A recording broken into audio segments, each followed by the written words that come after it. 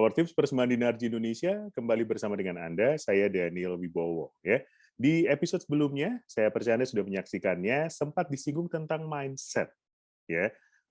Seperti apa sih sebenarnya si mindset ini, kenapa sering disebut-sebut hampir di semua bidang, ya kan?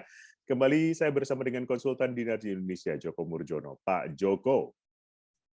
Hai, kemarin manggilnya DJ, Oh ya ganti. sekarang Pak Joko lagi. Mungkin mindset saya berubah-ubah, Pak. Nah, itu dia. Ini Udah mindset ini seminggu sering, sih ya, itu mindsetnya dia, berubah. Ya. mindsetnya berubah. Si mindset ini sangat sering disebut-sebut. Growth mindset lah, fixed mindset lah, segala macam, hampir di semua bidang, apalagi dalam bidang profesional gitu ya. Mindset ini juga sangat dibutuhkan. Sebenarnya Dinarji sendiri memandang si mindset ini seperti apa? Oh, good question. Mindset itu sesuatu yang sebenarnya setiap orang pasti punya lah.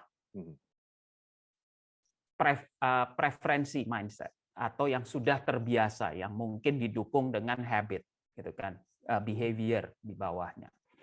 Jadi mindset itu akan menimbulkan behavior. Kalau kita belief-nya di situ dari Dinarji. Karena mindset itu apa istilahnya sesuatu yang intangible. Orang cuma bilang ya lo harus punya growth mindset seperti tadi Daniel bilang harus agile, harus agile gitu kan. Agile. Nah, itu kan. Saya paling senang tuh agile. Karena sebenarnya apa ya? Kita kadang-kadang suka punya self-limiting belief atau suatu kepercayaan yang kita ciptain sendiri bahwa saya nggak bisa ngerubah mindset saya. Nah, pertanyaan itu jadi sesuatu yang sering saya challenge kalau tiap kali saya ketemu dengan klien, ketemu dengan partisipan di kelas gitu kan. Saya suka observe perilaku mereka, let's say di kelas sales gitu. Susah banget mereka ngobrol. Mereka cenderung interogasi. Pas kita lihat mindset-nya gitu kan, mereka mungkin kurang mindset yang lebih ke arah people, manusia. Jadi mereka hanya menghargai data. Gitu. Mindset-nya tuh pokoknya saya harus dapat data, saya harus dapat data. Nah, di Dinarji sendiri kita punya istilahnya kita punya kamusnya sendirilah gitu. Namanya tuh Be Say Do. Itu sering saya tulis di LinkedIn-nya saya, sering saya tulis juga di LinkedIn-nya Dinarji Indonesia gitu ya. Ini istilahnya kalau kenapa Be Say Do namanya karena Be itu tentang masa lalu, tentang data, tentang tujuan, purpose gitu kan. Say itu tentang saat ini, at present moment gitu kan. Tentang manusianya, tentang kondisinya benar-benar yang saat ini. Do itu tentang lebih ke arah masa depan, lebih ke arah results. Hasil akhir, performance, results, and so on. Itu di situ. Performance juga ada di say saat ini, tergantung timnya seperti apa. Nah, kalau dibilang in summary, Be Say Do adalah Be adalah purpose, Say adalah people, Do adalah results gitu, performance di situ.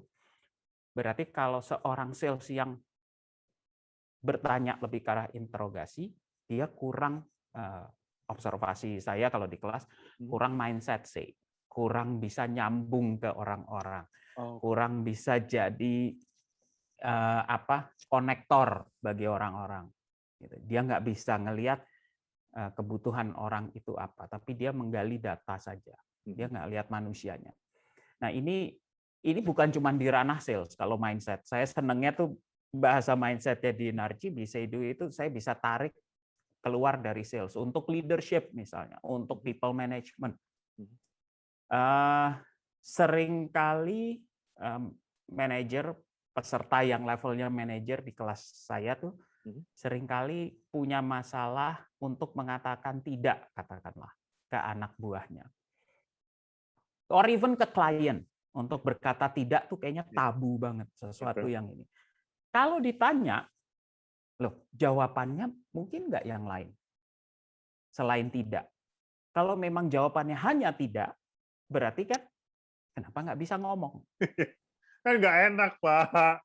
Nah, itu kadang-kadang mindset kita yang bilang, saya nggak Oh. enak. Saya nggak enak mengecewakan seseorang, tapi Iya, saya iya. tahu jawabannya tidak, gitu loh. Ini nggak mungkin tidak ada jawaban lain selain tidak. Nah, ini sesuatu yang kita harus sadari bahwa mindset kita tuh sering berperan terhadap kebiasaannya kita. Jadi kalau kita mau menghadapi suatu meeting di mana kita tahu dari request klien kah atau apakah dalam sales meeting ataupun work meeting gitu dengan tim kita. Kalau jawabannya udah pasti tidak, ya sudah. Jangan merasa nggak enak kalau tadi Daniel bilang. Memang jawabannya tidak. Gitu. Nah, ini sesuatu yang perlu kita sadari bahwa mindset itu bisa kita setel, kita adjust di dalam diri kita. How to-nya, Pak? How to Nah, adjust-nya gimana dong? ini jawabannya tuh ada kalau ikut workshop mindset alignment ya kita, gitu kan? Tapi in short adalah seperti ini. Let's say sebuah company mau menjadi lebih inovatif. Oke. Atau satu tim di dalam company mau menjadi lebih inovatif, gitu kan? Kita harus tahu seseorang atau satu tim yang inovatif itu kalau dalam bahasa Biseidu itu seperti apa idealnya? Kita ngomong ideal tuh berarti kan di masa depan.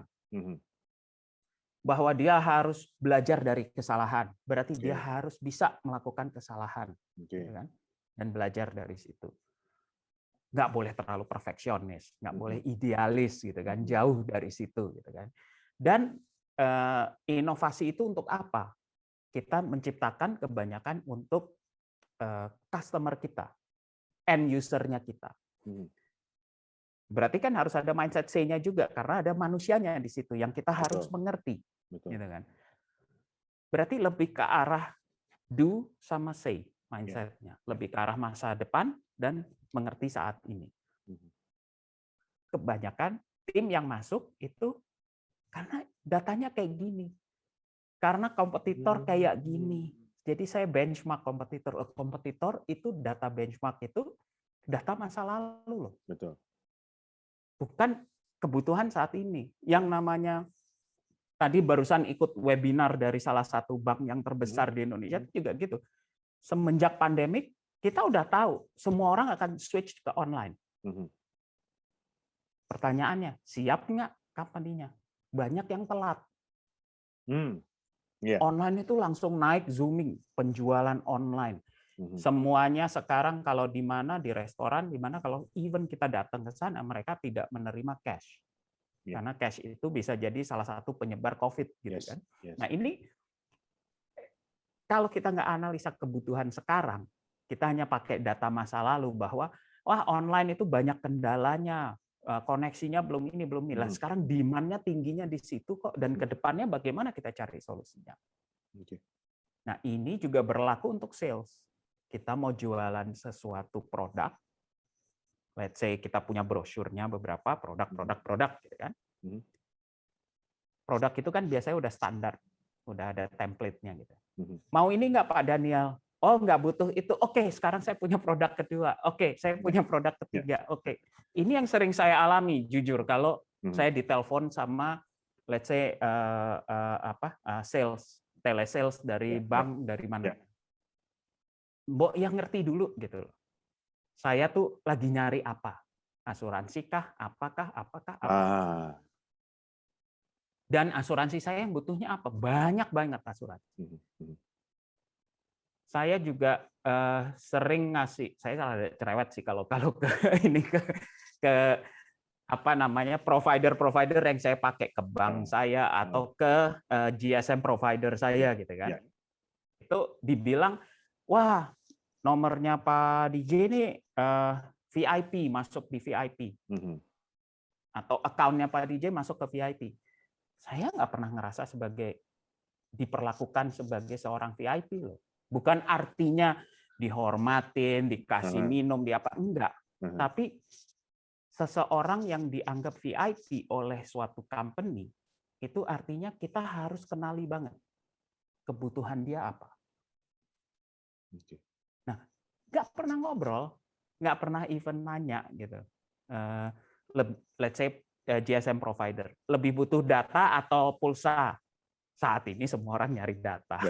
Yeah. Telatlah GSM provider yang hanya ini jualan pulsa terus, come on, nggak saatnya. Betul. Gitu. Oke, mindset ini yang harus dimiliki ya tentang kebutuhan, disesuaikan dengan kebutuhannya, betul kan? Ketika kita berbicara tentang sales masa kini dan juga masa depan, kemudian banyak cara yang bisa kita lakukan untuk adjusting si mindset ini agar sesuai dengan yang Anda butuhkan, begitu ya. Mari kita recap, Pak DJ. Ya, satu, sadari bahwa mindset itu sesuatu yang bisa berubah di dalam diri kita. Oke. Let's say kita punya 100 nilainya di mindset itu. 100 itu bisa macam-macam. Nah, kita bisa lebih utamakan yang lain. Kalau kita sadar bahwa kita harus pakai mindset yang ini, yang bukan kita terbiasa. Contohnya tadi eksperimental. Betul. Untuk seseorang yang perfeksionis, susah tuh pakai. Kalau bikin kesalahan tuh kayaknya dia bisa jedot-jedotin kepala ke dinding, gitu kan? Nah, ini kita harus sadar dulu. Kita tuh mau bikin kesalahan untuk belajar ya, and it's okay. Walaupun sampai keringetan, walaupun sampai apa ya, oke lah. Itu satu. Sadari bahwa mindset tuh bisa berubah dan kita harus sadar kita butuh adapt ke mana mindsetnya. Kedua, caranya berubah adalah ya benar-benar apa namanya? Kalau mindset itu ada hubungannya sama perilaku, gitu kan? Kita lihat, kita refleksikan perilaku kita tuh yang benar mana untuk mendukung mindset itu. Yang kita inginkan. Nah, dari situ itu berubah. Makanya kalau di Dinarji itu ada istilahnya mindset sprint. Dan itu berlaku untuk semua. Mau di sprint kemana nih mindsetnya? Jadi ibaratnya kalau di sprint itu kayak ditekan gas cepat-cepat supaya bisa adjust ke mindset itu. Ini sering terjadi di workshop, even di kelas juga. Orang-orang tuh harus adjust ke mindset yang seperti apa. Dalam waktu yang sesingkat-singkatnya. Jakarta 17 Agustus 1945. Masih lama. Bukan, itu masih lama ya. Itu next power tips lagi. Next power tips. Jadi silakan dicoba, silakan dipraktekkan, dimulai dari behavior Anda agar punya mindset yang bisa disesuaikan dengan kebutuhan Anda. Gitu ya, Pak DJ, terima kasih. Thank you, Pak Sahabat Dinarji, terima kasih. Kita ketemu lagi di episode selanjutnya. Jangan lupa like dan juga subscribe. Sampai jumpa.